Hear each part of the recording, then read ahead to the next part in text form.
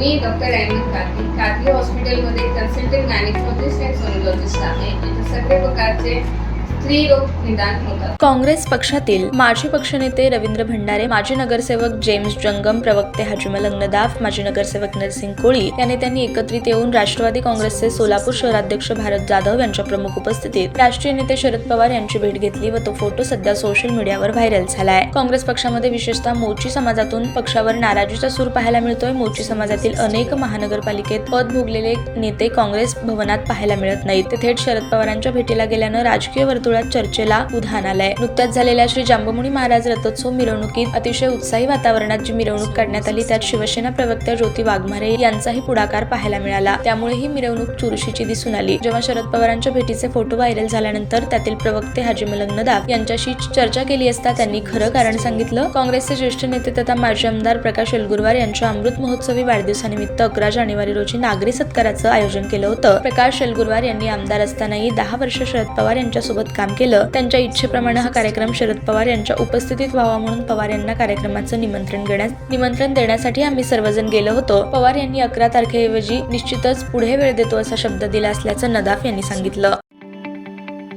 ताज्या बातम्या पाहण्यासाठी प्राईम महाराष्ट्र न्यूज चॅनलला सबस्क्राईब करा.